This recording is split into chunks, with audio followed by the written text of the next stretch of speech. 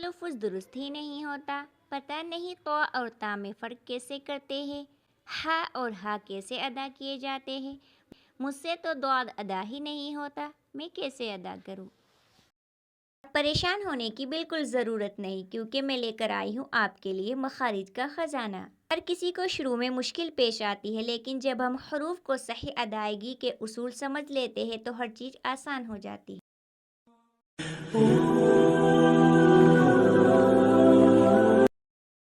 السلام علیکم ورحمۃ اللہ وبرکاتہ۔ لرن قرآن بیسکس میں آپ سب کا خوش آمدید کرتی ہوں کہ آپ سب خیریت سے ہوں گے۔ آج ہم ایک نہایت اہم اور دلچسپ موضوع پر بات کرنے جا رہے ہیں، جو ہے مخارج۔ مخارج کیا ہے؟ مخارج کا مطلب ہے وہ مقامات جہاں سے حروف کا صحیح ادائیگی ہوتی ہے۔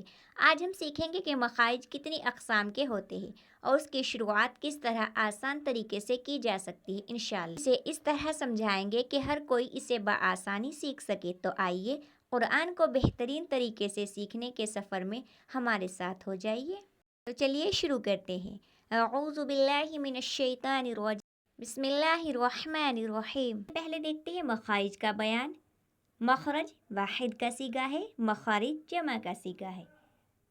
مخرج جمع مخارج۔ اب جانتے ہیں مخارج کے لغوی معنی کیا ہے۔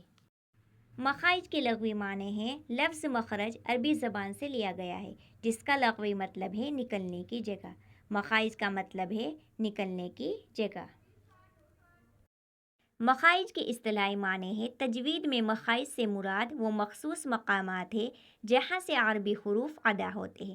عربی حروف سے مراد حروف تہجی یعنی حروف الہجا بھی کہتے ہیں۔ وہ 29 حروف جہاں سے ادا ہوتے ہیں انہیں مخارج کہا جاتا ہے، اس جگہ کو مخارج کہا جاتا ہے۔ ہر حرف کی ایک مخصوص جگہ ہوتی ہے جہاں سے وہ صحیح انداز میں ادا ہوتا ہے، ان مقامات کو مخارج کہا جاتا ہے۔ اصول مخارج۔ اصول مخارج 5 ہیں۔ سب سے پہلا ہے جوف دہن۔ جوف دہن کہتے ہیں منہ کا خالی حصہ جہاں سے مخارج ادا ہوتے ہیں۔ دوسرا ہے حلق، جسے ہم گلا بولتے ہیں، حلق۔ تیسرا ہے لسان یعنی زبان۔ چوتھا ہے شفتین، ہونٹ۔ پانچواں ہے خشوم، ناک کی ہڈی۔ یہ 5 وہ جگہ کے نام ہیں جہاں سے 29 حروف کے مخارج ادا ہوتے ہیں، یعنی وہ 29 حروف ادا ہوتے ہیں۔ پہلا جوف دہن منہ کا خالی حصہ، دوسرا حلق یعنی گلا، تیسرا لسان یعنی زبان، چوتھا شفتین یعنی ہونٹ، پانچواں خشوم یعنی ناک کی ہڈی یا ناک کا باسا۔ یہ 5 نام آپ کو اچھے سے یاد کرنے ہیں تو انشاءاللہ مخارج سیکھنے میں آسانی ہوگی۔ اصول نمبر 1، مخارج جوف دہن۔ سب سے پہلا ہے جوف دہن، منہ کا خالی حصہ۔ منہ کا خالی حصہ یہاں سے جو آپ کو تصویر نظر آ رہی ہے، یہاں سے کچھ حروف ادا ہوتے ہیں، وہ ہم انشاءاللہ نیکسٹ جانیں گے۔ دوسرا ہے مخارج کے اصول نمبر 2 ہے حلق، جسے ہم گلا کہتے ہیں، حلق۔ یہاں پر لکھا ہوا دکھائی دے رہا ہے حلق۔ یہاں سے کچھ حروف ادا ہوتے ہیں، یہاں سے وہ انشاءاللہ ہم جانیں گے۔ حلق یعنی گلے سے جو حروف ادا ہوتے ہیں، یہ اصول نمبر 3 پر ہے مخارج کے لسان، جسے ہم زبان بولتے ہیں، لسان یعنی زبان۔ یہ آپ کو سامنے تصویر نظر آ رہی ہے۔ کچھ حروف زبان کے سامنے سے نظر ہوتے ہیں، کچھ دائیں جانب سے، کچھ بائیں جانب سے، کچھ اوپر سے، وہ ہم نیکسٹ جانیں گے۔ ابھی آپ کو صرف مخارج کے اصول یاد رکھنے ہیں۔ اصول نمبر 4 پر ہے شفتین۔ شفتین بولتے ہیں دونوں ہونٹوں کو، شفتین دونوں ہونٹوں کو۔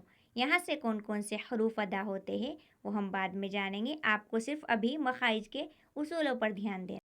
اصول نمبر 5 پر ہے خشوم۔ خشوم کہتے ہیں ناک کی ہڈی یا ناک کا باسا، یہاں سے گننے کے حروف ادا ہوتے ہیں۔ آپ کو سامنے تصویر نظر آ رہی ہے، یہاں سے گننے کے حروف ادا ہوتے ہیں۔ یہ وہ 5 نام تھے جو آپ کو اچھے سے یاد کرنے ہیں اور مخارج کی شروعات کرنی ہے۔ اگر آپ نے یہ 5 نام یاد کر لیے تو انشاءاللہ مخارج سیکھنے میں بہت آسانی ہوگی، چاہے آپ انگلش میں یاد کر لیں، چاہے اردو میں یاد کر لیں یا عربی میں بھی یاد کر سکیں۔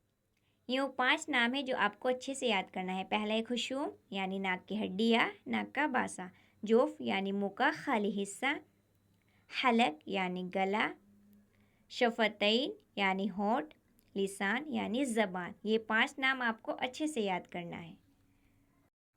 امید کرتی ہوں آپ کو اصول مخارج اچھے سے سمجھ آئے ہوں گے۔ تو ملتی ہوں نیکسٹ ویڈیو میں، تب تک کے لیے اپنا خیال رکھیے۔ اللہ حافظ۔